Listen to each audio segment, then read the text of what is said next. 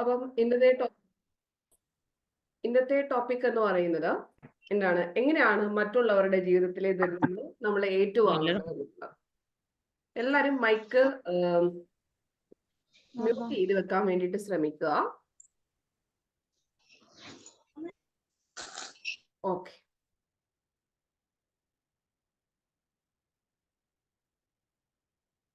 നിങ്ങൾക്ക് സംശയങ്ങളുണ്ടെങ്കിൽ നിങ്ങൾക്ക് chat box use ചെയ്യാവുന്നതാണ് കേട്ടോ.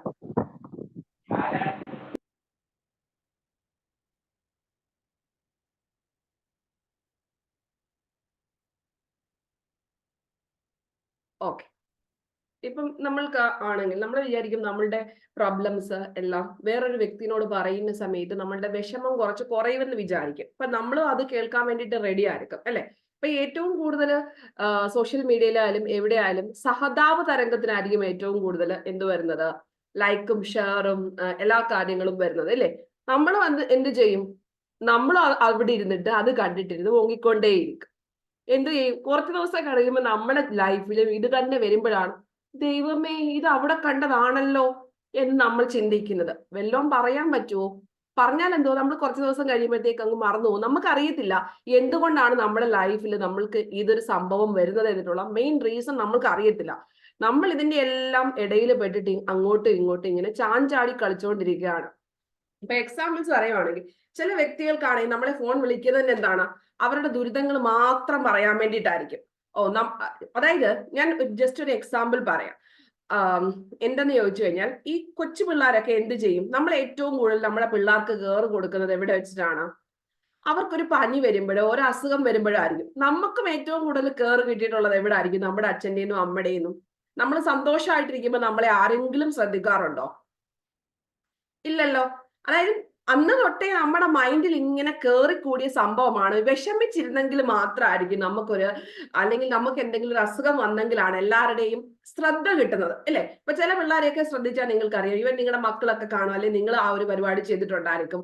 നമ്മൾക്ക് ശ്രദ്ധ കിട്ടാൻ വേണ്ടിയിട്ട് ഇല്ലാത്ത പനി അഭിനയിക്കുന്നതും ഇല്ലാത്ത വയറ്റുവേദന അഭിനയിക്കുന്നതും ഒക്കെ അല്ലെ. എന്തിനു വേണ്ടിയിട്ടാ? കുറച്ച് നേരത്തേക്ക് എല്ലാവരുടെയും ഒരു സ്നേഹം കിട്ടുക, അല്ലെങ്കിൽ എന്തെങ്കിലും സാധനം വാങ്ങിച്ചു കൊടുക്കുക, ആ ഒരു രീതിക്ക് വേണ്ടിയിട്ട് നമ്മളും നമ്മുടെ കൊച്ചുങ്ങളും എല്ലാം അതിന്റെ ഒരു ഭാഗമാണ്. എന്തിനു വേണ്ടിയിട്ടാണ്? നമുക്ക് വേണ്ടത് അറ്റൻഷനാണ്, എല്ലാവരുടെയും ശ്രദ്ധ വേണം.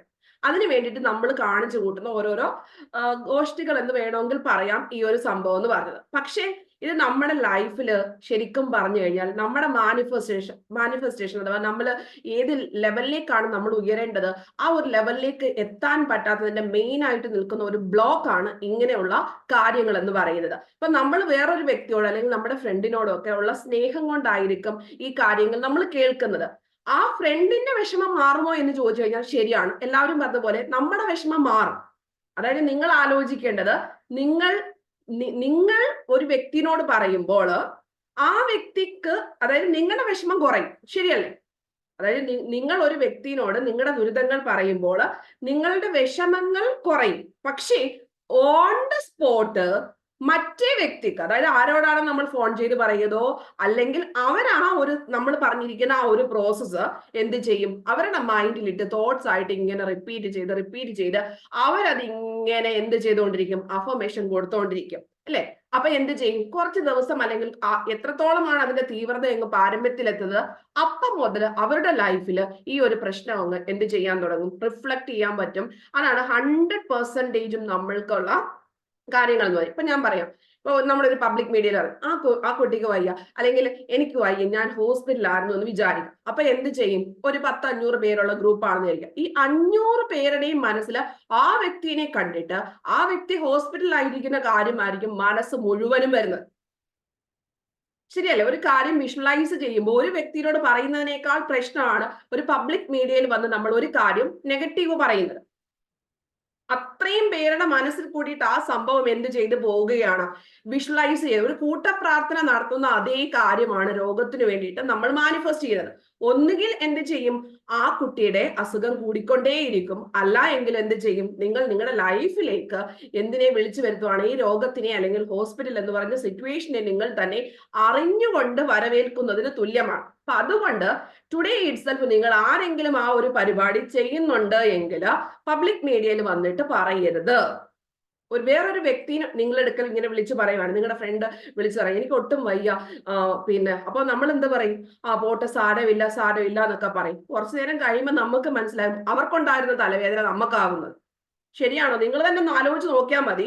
ഒരു വ്യക്തിയുടെ അടുക്കൽ നമ്മൾ അത്രയും ലെവൽ ഡിവോട്ട് ചെയ്ത് ഇരിക്കുന്ന സമയത്ത് അവരുടെ മാനസികാവസ്ഥ എന്ത് ചെയ്യും? അവർ ലോ എനർജി ലെവലായിരിക്കും, നിങ്ങൾ ഹൈ എനർജി ലെവലായിരിക്കും നിൽക്കുന്നത്. സോ നിങ്ങളുടെ എനർജി അവർക്ക് കിട്ടുകയും ചെയ്യും, അവരുടെ എനർജി നിങ്ങൾക്ക് കിട്ടുകയും ചെയ്യും. ഇതാണ് രോഗങ്ങൾ തമ്മിൽ നമ്മുടെ മൈൻഡ് മൂലം ഉണ്ടാകുന്ന ആ ഒരു അവസ്ഥ എന്ന് പറയുന്നത്. അപ്പൊ ഇനി മുതൽ നിങ്ങൾ ആരെങ്കിലും ഈ കാര്യങ്ങൾ ചെയ്യുന്നുണ്ടെങ്കിൽ ടുഡേ ഇറ്റ്സെൽഫ് മുതൽ നിങ്ങൾ എന്ത് ചെയ്യണം? മാറി ചിന്തിക്കുക. നമ്മൾ പറയുന്ന വാക്കുകളെ നമ്മൾ മനഃപൂർവ്വമായിട്ട് കോൺഷ്യസ് ആയിട്ട് മാറ്റിയെടുക്കണം. മനസ്സിലായോ? അപ്പം ഒരു കുട്ടിക്ക് വയ്യ എന്ന് വിചാരിക്കുക. അപ്പൊ ഒരിക്കലും സുഖമാ അങ്ങനെയല്ല പറയുന്നത്. പരിപൂർണ സുഖമായിട്ട് വരാൻ വേണ്ടിയിട്ട് ഞങ്ങൾ പ്രാർത്ഥിക്കുന്നു. അല്ലാതെ ആ കുട്ടിക്ക് അസുഖം ഉണ്ടെന്നോ അതുകൊണ്ടെന്നോ അങ്ങനെയൊന്നും നമ്മൾ പറയാൻ വേണ്ടിയിട്ട് പോവരുത്. കാര്യം അത് നമ്മൾ തന്നെ പിന്നെ എന്ത് ചെയ്യുകയാണ്? നമ്മുടെ ലൈഫിലേക്ക് ഓരോരോ അബദ്ധങ്ങൾ അല്ലെങ്കിൽ അനർത്ഥങ്ങൾ വിളിച്ചു വരുത്തുകയാണ്. ഇല്ലേ? അതുപോലെ തന്നെ ചില ഒരു വേർഡ് കാണും. എന്താണ്? നമ്മളെ എല്ലാവരോടും നമ്മുടെ ഹാപ്പിനെസ് ഷെയർ ചെയ്യാൻ ആർക്കും താല്പര്യം ഉണ്ടാവത്തില്ല. ശരിയാണോ? നിങ്ങൾ തന്നെ ആലോചിച്ച് നോക്കും. നിങ്ങളുടെ ഫ്രണ്ട്സ് നിങ്ങളെ വിളിക്കുന്നത് എന്തിനായിരിക്കും? അവരുടെ വിഷമങ്ങൾ പറയാനാണ്. അപ്പൊ നമ്മൾ പറയും അവൾക്ക് റാങ്ക് കിട്ടിയിട്ട് പോലും എന്നോട് പറഞ്ഞില്ല, പക്ഷെ അവൾക്ക് വേറെ എന്തെങ്കിലും സംഭവിക്കുമായിരുന്നെങ്കിൽ എന്നെ വിളിച്ചപ്പോൾ കരഞ്ഞു കൂവി വിളിച്ചു തരാം. അവർക്ക് വളരെ വ്യക്തമായിട്ട് അറിയാം അവരുടെ ആ ഒരു വിഷമം പോകണമെങ്കിൽ നിങ്ങൾ വേണം എന്നിട്ടുള്ള കാര്യം അവർക്ക് വളരെ വ്യക്തമായിട്ട് അറിയാം. പക്ഷെ നിങ്ങൾ പാവം അറിയുന്നില്ല ഇതിന്റെ പിന്നിലുള്ള കളി എന്താണ് എന്നിട്ടുള്ള കാര്യം. സോ നിങ്ങൾ എന്ത് ചെയ്യരുത്?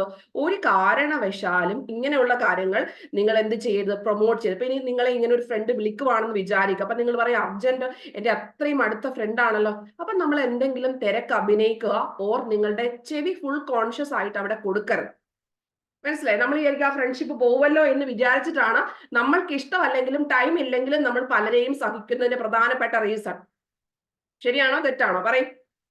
അതായത് നമുക്കറിയാം ഇത് തെറ്റാണ്, പക്ഷെ എങ്കിലും നമ്മൾക്ക് ആ സാഹചര്യം നമ്മുടെ വീടുകളിലാണെങ്കിൽ പോലും അപ്പം തന്നെ നമ്മൾ എന്ത് ചെയ്യണം? ആ ഒരു ടൈമിൽ ക്യാൻസൽ പറഞ്ഞ് നമ്മൾ അതിനെ എന്ത് ചെയ്യണം? ഒന്നുകിൽ നമ്മുടെ മൈൻഡിലേക്ക് അത് കേറ്റരുത്.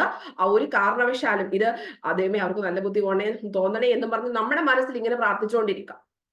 മനസ്സിലായി? അല്ലാതെ ഈ ഒരു സംഭവത്തിന് അല്ലെങ്കിൽ ഇപ്പൊ എനിക്കൊരു അത്യാവശ്യം അർജന്റ് കോൾ വരുന്നുണ്ട്, അല്ലെങ്കിൽ നമ്മുടെ വീട്ടിലേക്ക് ആരെങ്കിലും ഗസ്റ്റ് വന്നിട്ടുണ്ട് എന്ന് പറഞ്ഞ് എന്ത് ചെയ്യാവുന്നതാണ്? നിങ്ങൾക്ക് ആ ഫോൺ കോൾ കട്ട് ചെയ്യാവുന്നതാണ്. അതുപോലെ തന്നെ നമ്മുടെ നാട്ടുകാരൊക്കെ വന്ന് നമ്മൾ ഇതേ സെയിം സംഭവം തന്നെ ചെയ്യാറുണ്ട്. അപ്പോഴും നിങ്ങളുടെ രക്ഷ നിങ്ങൾക്ക് വേണ്ടതാണ്. അത് ചില വ്യക്തികളോടൊക്കെ സംസാരിച്ച് കഴിയുമ്പം അവരവരുടെ വീട്ടിലുള്ള എല്ലാ നെഗറ്റീവ് കാര്യങ്ങളും ആയിരിക്കും നിങ്ങളോട് പറയുന്നത്. അപ്പൊ നമ്മൾ വിചാരിക്കും എന്തുവാ, എന്റെ വീട്ടിൽ അതൊന്നും ഇല്ലല്ലോ എന്നല്ല നമ്മൾ വിചാരിക്കുന്നത്. അപ്പൊ നമ്മൾ എന്ത് ചെയ്യും? നമ്മൾ നമ്മുടെ സ്ഥാനത്ത് നിന്നിട്ട് അവരെ ഒന്ന് മനസ്സിൽ കാണും. മനസ്സിലായോ? അതായത് നമ്മുടെ മെയിൻ പ്രശ്നം എന്താണ്? നമ്മൾ ഇവർക്കെല്ലാം പകരമായിട്ട്, അതായത് ഒരു സോഷ്യൽ മീഡിയയിൽ ഒരു പിന്നെ ഷോർട്ട് ഫിലിം കണ്ടാലോ എന്ത് കണ്ടാലും ചില സിനിമകളൊക്കെ കാണുമ്പോൾ നമ്മൾ എന്തിനാണ് കരയുന്നത്? അവർക്കത് വന്നതിനാണോ നമ്മൾ കരയുന്നത്? അല്ല. നമ്മുടെ ലൈഫിൽ അത് വന്നാൽ നമ്മൾ എന്ത് ചെയ്യും എന്നിട്ടുള്ളത് നമ്മൾ അങ്ങ് ഇമാജിൻ ചെയ്ത് അവിടെ പടമായിട്ട് ഇങ്ങനെ കണ്ടോണ്ടിരിക്കുകയാണ്. മനസ്സിലായോ? ആ ഒരു പ്രോസസ് നിങ്ങൾ ഒരിക്കലും ചെയ്യരുത്. അതാണ് നിങ്ങളുടെ ഏറ്റവും വലിയ ഈ വീഡിയോ ഒക്കെ കാണുന്ന സംഭവങ്ങളാണ് ലൈഫിലേക്ക്. ഇപ്പൊ ഭർത്താവ് പിന്നെ ഭാര്യയെ പിന്നെ അടിക്കുന്നതോ പിന്നെ അമ്മായിയമ്മ മരുമകളോട് വഴക്കിടുന്നതോ ഇതൊക്കെ കണ്ടു കഴിഞ്ഞാൽ നിങ്ങൾ തന്നെ ആലോചിച്ച് നോക്കൂ. നിങ്ങളുടെ ലൈഫിൽ വിത്തിൻ 2 days അത് മാനിഫെസ്റ്റ് ചെയ്തിരിക്കും. അത് ഉറപ്പാണ്. മനസ്സിലായി? അല്ലെങ്കിൽ നിങ്ങളുടെ ഫ്രണ്ട്സ് വല്ലതും നിങ്ങളോട് അത്രയും പവർഫുൾ ആയിട്ട് പറയുകയാണ് എങ്കിൽ 100% നിങ്ങളുടെ ലൈഫിൽ അത് നിങ്ങൾ ആ ഒരു മെന്റാലിറ്റിയോട് കൂടിയിട്ടാണ് റിസീവ് ചെയ്യുന്നതെങ്കിൽ അത് ബാധിച്ചിരിക്കും. അപ്പൊ ഇങ്ങനെയൊക്കെ നിങ്ങൾക്ക് അതിൽ നിന്ന് രക്ഷപ്പെടാൻ വേണ്ടിയിട്ട് ഞാനൊരു ട്രിക്ക് പറഞ്ഞുതരാം. അപ്പൊ ഒരു ട്രിക്കാണ് പറഞ്ഞത്, നിങ്ങൾക്ക് അവരെ വിളിക്കുകയാണെങ്കിലോ അല്ലെങ്കിൽ എന്തെങ്കിലും പറയാനുള്ള വ്യക്തികളാണ് എങ്കിൽ നിങ്ങൾക്ക് വേണ്ടത് നിങ്ങളുടെ സമാധാനവും നിങ്ങളുടെ സെക്യൂരിറ്റി ആണ്. സോ നിങ്ങൾ എന്ത് ചെയ്യുക? നിങ്ങൾ ഒന്നുകിൽ ഇപ്പൊ എനിക്ക് സമയമില്ല തിരക്കാണെന്ന് പറഞ്ഞിട്ട് വരിക. ഇനി നമ്മൾ പെട്ടെന്ന് ഒരു ആക്സിഡന്റ് ഒക്കെ കണ്ട് അപ്പൊ നമ്മൾ ഒരിക്കലും അയ്യോ കഷ്ടം അങ്ങനെ ഒന്നും ഒരിക്കലും പറയാൻ പോകരുത്. മനസ്സിലായോ? ഇപ്പൊ എന്ത് വിചാരിക്കണം? ദൈവമേ എനിക്ക് നന്ദി, നിനക്ക് 1000 നന്ദിയുണ്ട്. ബിക്കോസ് ഞാൻ ഇപ്പോഴും ഭയങ്കര പൂർണ്ണമായ ആരോഗ്യത്തിൽ ഇരിക്കുന്നു. അതിനെനിക്ക് നല്ല നന്ദിയുണ്ടെന്ന് പറയണം. അതിനെ റീപ്ലേസ് ചെയ്ത് പറയണം. മനസ്സിലായോ? ആ ഒരു നെഗറ്റീവ് സെന്റൻസിനെ നമ്മൾ ആ ഓൺ ദ സ്പോട്ടിൽ തന്നെ ദൈവത്തിന് നന്ദി പറയുക. ഞാൻ ഇപ്പോഴും പൂർണ്ണ ആരോഗ്യവതി അല്ലെങ്കിൽ പൂർണ്ണ ആരോഗ്യവാനായിട്ട് ഇരിക്കുന്നതിന് നിനക്ക് നന്ദി എന്ന് പറയണം. മനസ്സിലായോ? അല്ലാതെ അവര് പെട്ടെന്ന് പൂർണ്ണ ആരോഗ്യവതി ആവാനോ അങ്ങനല്ല നമ്മൾ മാനിഫെസ്റ്റ് ചെയ്യേണ്ടത്. എന്ത് വേണം? നമ്മൾ പറയണം, ദൈവമേ ഞാൻ നിനക്ക് നന്ദി, എനിക്ക് ഇപ്പോഴും നല്ല പൂർണ്ണ ആരോഗ്യത്തോടെ ഇരിക്കാൻ പറ്റുന്നതിന് നിനക്ക് 1000 നന്ദി എന്ന് ഏത് നെഗറ്റീവ് കാര്യങ്ങൾക്ക് നമ്മൾ എന്ത് ചെയ്യണം? റീപ്ലേസ് ചെയ്ത് പറയാനും ചിന്തിക്കാനും പഠിച്ചിരിക്കണം.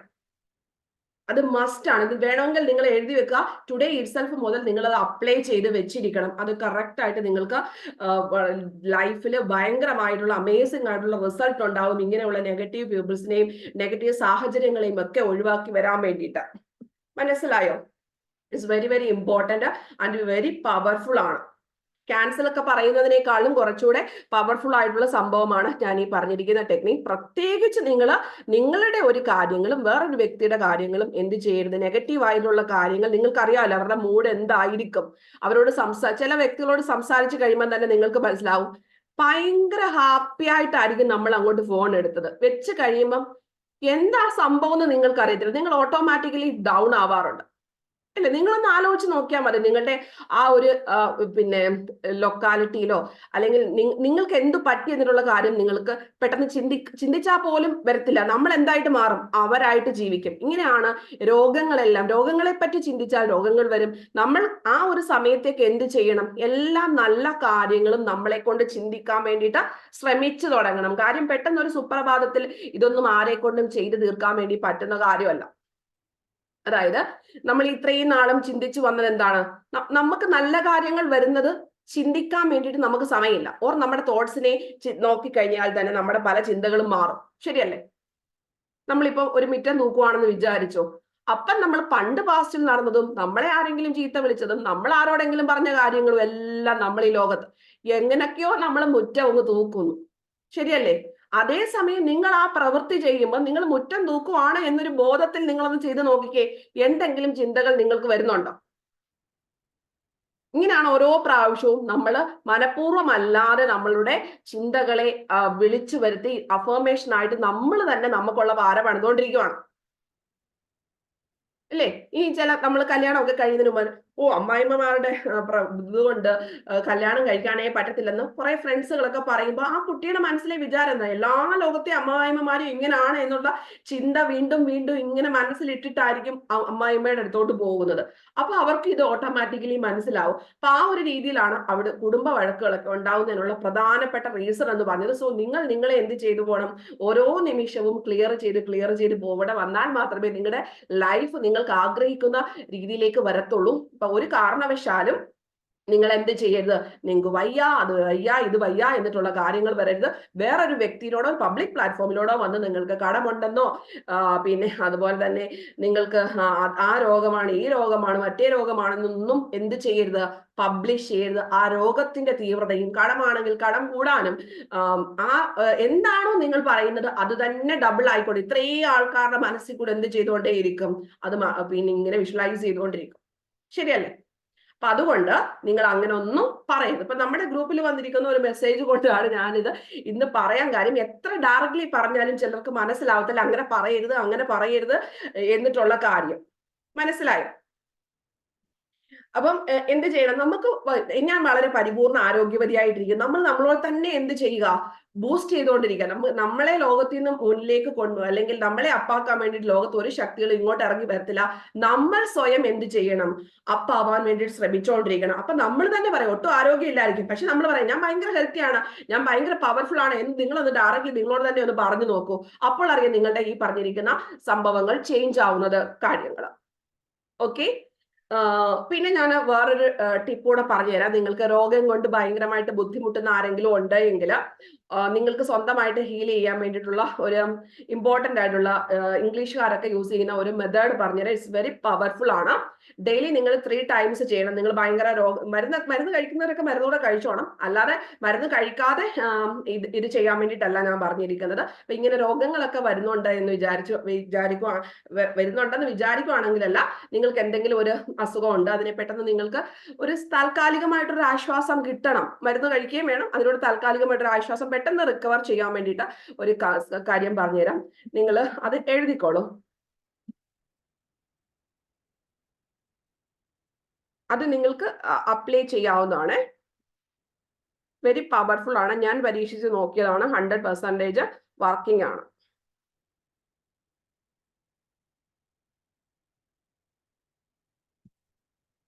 I direct,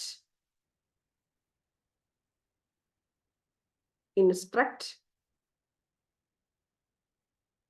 command and compel to heal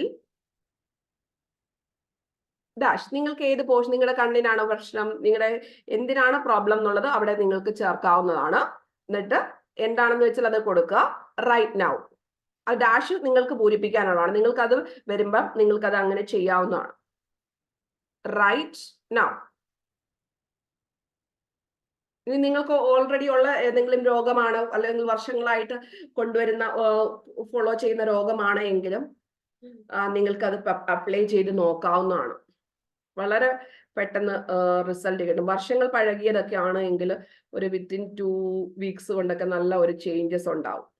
ഞാൻ ഒന്നുകൂടെ വായിക്കാം. I direct, instruct, command and compel to heal. നിങ്ങളുടെ ഇത് എഴുതുക.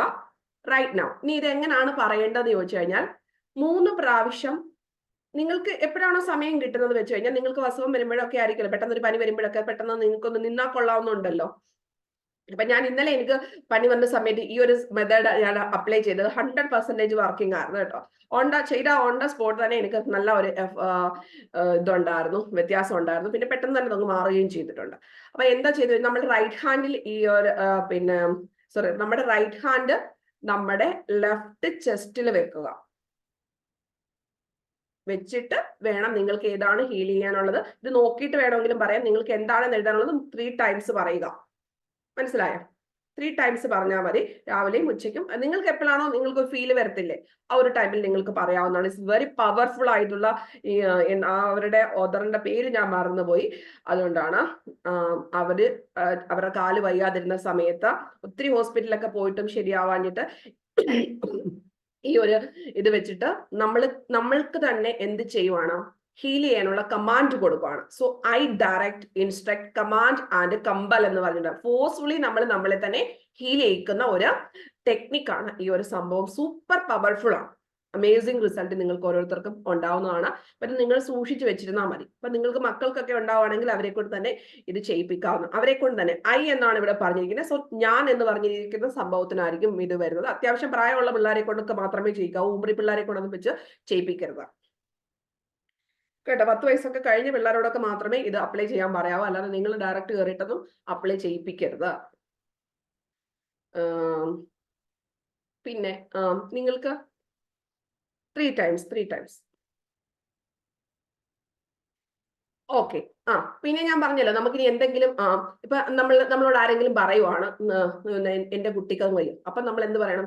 താങ്ക് യു ദൈവമേ, എന്റെ കുട്ടി വളരെ സുഖമായിട്ടിരിക്കുന്നതിനും ഞാൻ വളരെയധികം നിന്നോട് നന്ദി പറയണം. ആ ഒരു സംഭവത്തിനെ നമ്മുടെ ലൈഫിൽ നമ്മൾ പോസിറ്റീവായിട്ട് ആ ഓൺ ദ സ്പോട്ടിൽ തന്നെ നമ്മൾ മാറി ചിന്തിച്ചിരിക്കുക. അവരെന്തോ ചിന്തിക്കുന്നൊന്നും നമ്മൾ ഇങ്ങനെ പെട്ടെന്ന് നമ്മൾ കണ്ടടയ്ക്കുക, നമ്മൾ അതിനൊന്ന് താങ്ക് യു പറയുക. മനസ്സിലായി? ഏതൊരു നെഗറ്റീവ് സിറ്റുവേഷൻസ് നമ്മൾ കണ്ടാലും നമ്മൾ അപ്പൊ തന്നെ നമ്മുടെ ലൈഫിലേക്ക് ഞാൻ വളരെ സന്തോഷവതിയായിരിക്കുന്നു, സോ ഭയങ്കര നന്ദി, എന്റെ ഭർത്താവ് എന്നോട് ഭയങ്കര, ഇപ്പൊ ചിലർ നിങ്ങളോട് പറഞ്ഞത് എന്റെ ഭർത്താവിന് എന്നോട് സ്നേഹമില്ല, അപ്പൊ തന്നെ പറയും എന്റെ ഭർത്താവിന് ഭയങ്കര അധികം സ്നേഹമുള്ളതിന് ഞാൻ നിന്നോട് എപ്പോഴും നന്ദിയുണ്ട് ദൈവമേ. അങ്ങനെ ആ ഒരു രീതിയിലേക്ക് നമ്മൾ മാറ്റി എടുക്കണം.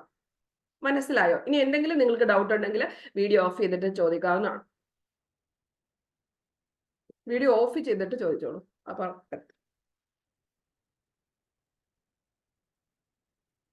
ഉണ്ടോ?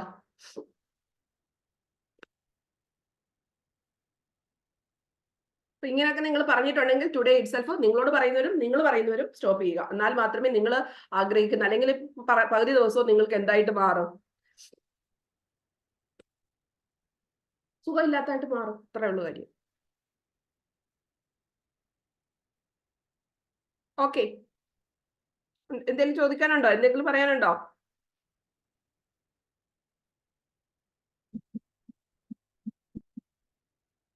അപ്പൊ ശരി. ഇപ്പൊ എല്ലാവർക്കും ഓൾ ദ ബെസ്റ്റ്. നിങ്ങളുടെ എല്ലാവരുടെയും ആഗ്രഹങ്ങളും അഭിലാഷങ്ങളും എല്ലാം അതിശയകരമായി അത്ഭുതകരമായി ദൈവം സാധിച്ചു തരട്ടെ എന്ന് പ്രാർത്ഥിച്ചുകൊണ്ട് നിർത്തുന്നു. നന്ദി, നമസ്കാരം. Thank you all of U.